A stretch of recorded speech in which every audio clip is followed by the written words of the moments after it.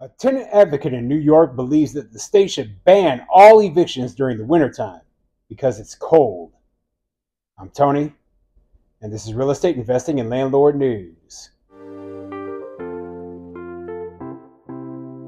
All right, so I have an interesting article for you today, and it's going over the fact that, hey, the author of this article and many other people actually believe that they should ban all evictions during the wintertime because it's cold and people, they would be out on the street if they get evicted. And you know what? I am here to dispel the myths, okay? The grand majority of people who get evicted do not end up out on the streets. So, you know what? The weather doesn't really matter, okay? So, we've been dealing with the cold weather since the beginning of time.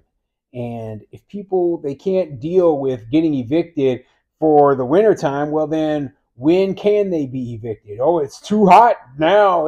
It's raining. We can't evict on a rain day. Basically, this is an excuse.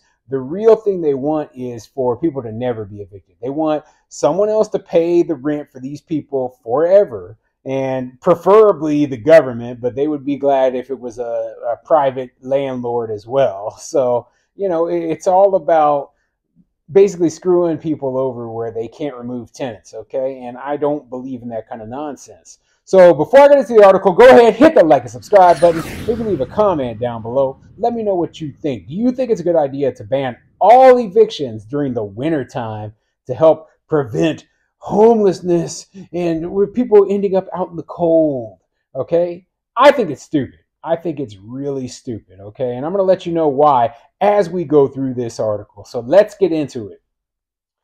This article is coming from theeagletimes.com, and it says, a ban on winter evictions. And this is just a editorial piece, somebody's personal opinion. This isn't about any, proposed legislation yet, but I will say that I believe the city of Seattle already has a policy in place that bans winter evictions. So this sort of thing is possible, and it has been implemented in other places. So let's get into the article.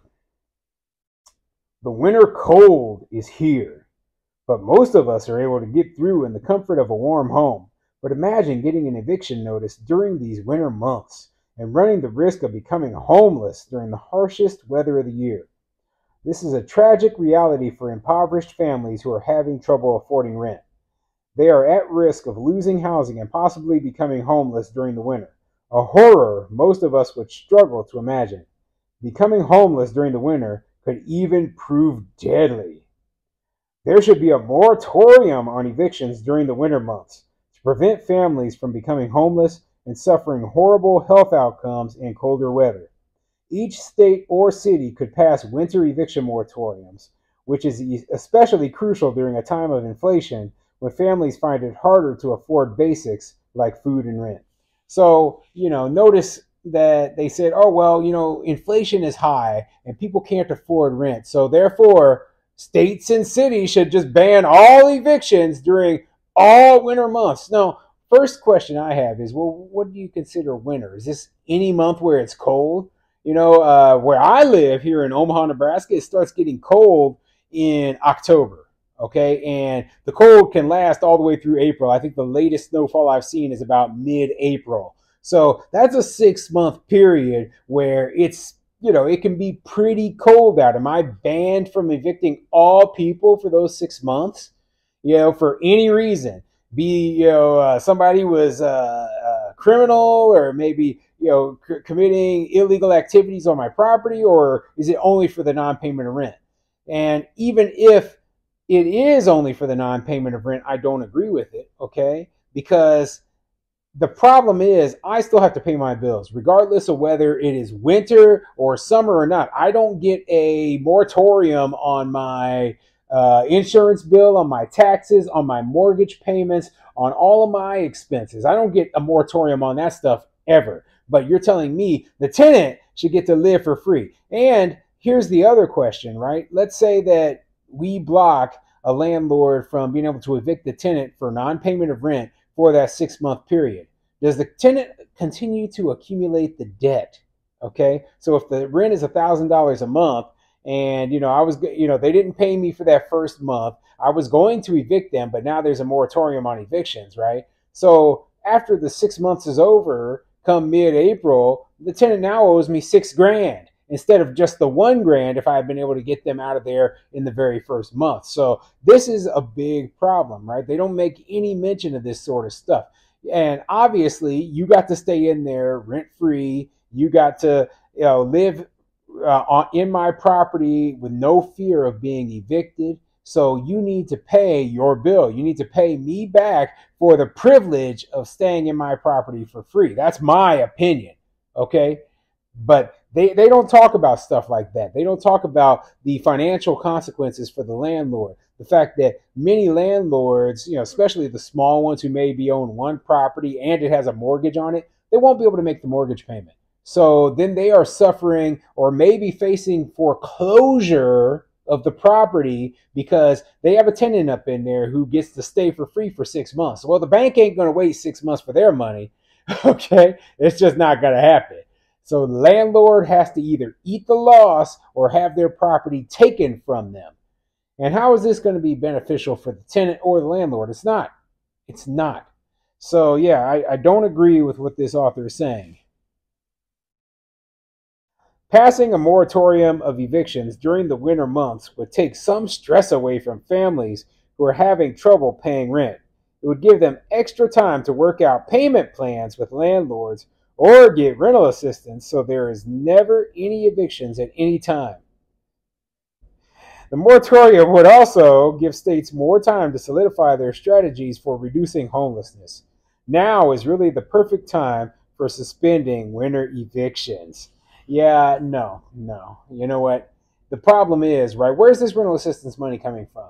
Right now, states are running out of the cash, okay? The federal government, yeah, they have a money printer, but we saw what happened when they started printing money. Inflation went through the roof, okay? So if they start putting out large sums of money to prevent anyone from ever being evicted, to pay rental assistance out, you know what's going to happen. Inflation is going to skyrocket.